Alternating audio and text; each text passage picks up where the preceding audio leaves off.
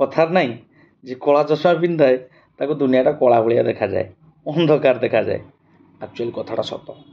ଯିଏ ଚୋର ସେ ସମସ୍ତଙ୍କୁ ଚୋର ଭଳିଆ ଭାବିବ, ହେ ଚୋରି ଚାରି କରୁଛି କରୁଛି କରୁଛି। ଯିଏ ଚରିତ୍ରହୀନା ସେ ସମସ୍ତଙ୍କୁ ଚରିତ୍ରହୀନା ଭଳିଆ ଭାବିବ, ହେ ଆଡ଼େ ସିଆଡ଼େ ଗଳୁଛି ପଶୁଛି ଯାଉଛି। ଆଉ ଯିଏ ଠକ ସେ ସମସ୍ତଙ୍କୁ ଠକ ଭଳିଆ ଭାବିବ, ହେ ଠକିକି ଲୋକଙ୍କର କାର ଫାର କରିଗଲାଣି, ଘର ଦ୍ୱାର କରିଗଲାଣି। ଆକ୍ଚୁଆଲି ଯିଏ କଳା କାମ ସବୁ କରୁଛି ସେ ସମସ୍ତଙ୍କ ଲୋକଙ୍କ ନାଁରେ ସେ କଳା ହିଁ ଭାବିବ। ଆକ୍ଚୁଆଲି ଯିଏ ପଜିଟିଭ୍ ସେ ଲୋକଙ୍କୁ ସବୁବେଳେ ପଜିଟିଭ୍ ୱେରେ ଦେଖିବ।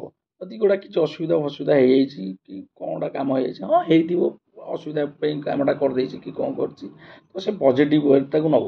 ଆପଣ ଏଇଥିରୁ ବୁଝିଯାଆନ୍ତୁ ଆପଣ ନେଗେଟିଭ୍ ନା ପଜିଟିଭ୍। ଯିଏ ଲୋକଙ୍କ ନାଁରେ ନେଗେଟିଭ୍ ଭାବୁଥିବ ବା ନେଗେଟିଭ୍ କଥା କହୁଥିବ ସିଏ ହେଲା ନେଗେଟିଭ୍। ଆଉ ଯିଏ ପଜିଟିଭ୍ ସେ ଲୋକଙ୍କ କଥା ସବୁବେଳେ ପଜିଟିଭ୍ ୱେରେ ନେବ, ପଜିଟିଭ୍ କଥା କହିବ। ହଁ ବେଳେବେଳେ ଏମିତି ହେଇପାରେ କେତେବେଳେ କ'ଣ, ଆଉ କିନ୍ତୁ ସବୁବେଳେ ଯଦି ଆପଣ ଭାବୁଛନ୍ତି ନାଇଁ ଇଏ ଚୋରଟା ତସ୍କରଟା ପଶୁଛି ଯାଉଛି, ତ ହଁ ଆପଣ ବୁଝିଯାଆନ୍ତୁ ଆପଣ ହେଉଛନ୍ତି ଆପଣ ନିଜେ। ଆପଣ ନିଜେ ଉପରେ ଭରସା କରିପାରୁନାହାନ୍ତି ବୋଲି ଅନ୍ୟମାନଙ୍କୁ ସେଇ ଚକ୍ଷୁରେ ଦେଖୁଛନ୍ତି। ତ ଏଇଟା ସିମ୍ପଲ୍ କଥା ହେଲା।